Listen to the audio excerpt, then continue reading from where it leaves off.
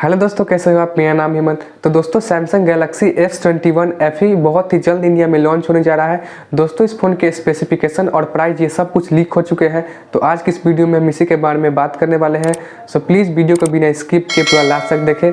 दोस्तों उससे पहले मैं कुछ कहना चाहूँगा। मुझे पता चला है कि मेरे वीडियोज़ को देखते हैं, तो उनको दिल से थैंक यू सो मच इतना प्यार और सपोर्ट करने के लिए। तो चलिए दोस्तों वीडियो को शुरू करते हैं। तो शुरुआत करते हैं बिल्ड क्वालिटी और डिज़ाइन से।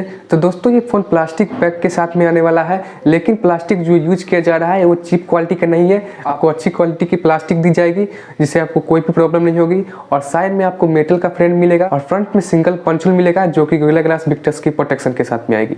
दोस्तों डिज़ाइन वाइज आपको कोई भी दिक्कत नहीं होगी, डिज़ाइन आपको अच्छी मिलने वाली है। लेकिन दोस्तों यहाँ आपको केवल डुअल सिम स्लॉट ही मिलेगा, जिससे आप केवल 2 सिम ही लगा पाओगे। यहाँ आपको मेमोरी कार्ड लगाने का कोई ऑप्शन नहीं मिलने वाला है। और साथ ही यहाँ आपको 3.5mm का जैक नहीं मिलने वाला है। और बात करें डिस्प्ले की तो 6.4 इंच का एक full HD plus AMOLED panel मिलेगा। दोस्तों यहाँ आपको डायनेमिक 2x डिस्प्ले मिलने वाला है और साथ ही 120 हर्ट्ज रिफ्रेश रेट और 240 हर्ट्ज का टच सर्टिफिकेट मिलेगा।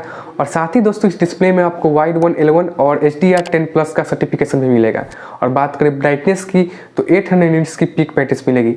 तो दोस्तों ये सैमसंग का डिस्प्ले है, तो यहाँ आपको डिस्प्ले में कोई भी प्रॉब्लम नहीं होगी। डिस्प्ले से आप बहुत ही ज़्यादा खुश होने वाले हैं, क्योंकि सैमसंग के डिस्प्ले को काफ़ी बेस्ट माना जाता है। और दोस्तों यहाँ आपको एमोलेड पैनल मिल रही है, तो इन डिस्प्ले फिंगरप्रिंट भी दिया जाएगा। परफॉर्मेंस की बात करें तो दोस्तों ये कंफर्म नहीं हुआ है कि ये फ़ोन किस प्रोसेसर के साथ में आ रहा है, लेकिन लीक्स के अनुसार इतना पता चल पाया है कि ये फ़ोन स्नैपड्रैगन 888 या फिर एक्जीनोस 2100 प्रोसेसर के साथ में आ सकता है।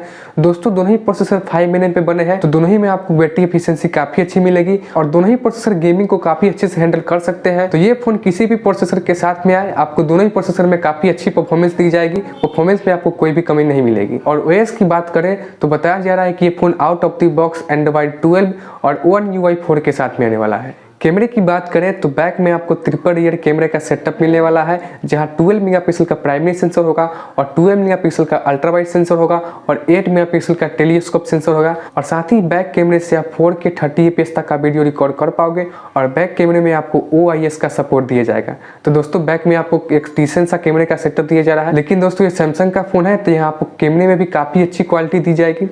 और बात करें सेल्फी की तो 32 मेगापिक्सल की सेल्फी मिलेगी, लेकिन सेल्फी से आप केवल 1080p 60 fps तक का वीडियो रिकॉर्ड कर पाओगे।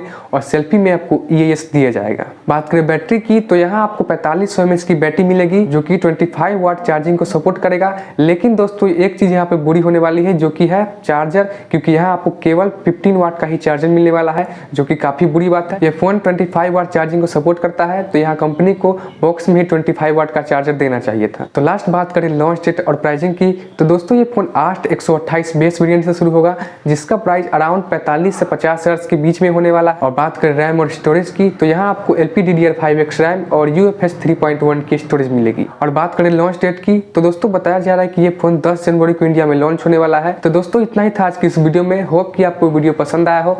अगर आपको वीडियो पसंद आया तो वीडियो को लाइक करें और प्लीज चैनल को सब्सक्राइब कर लें, ताकि ऐसी वीडियोज आपको डेली मिलती रहे।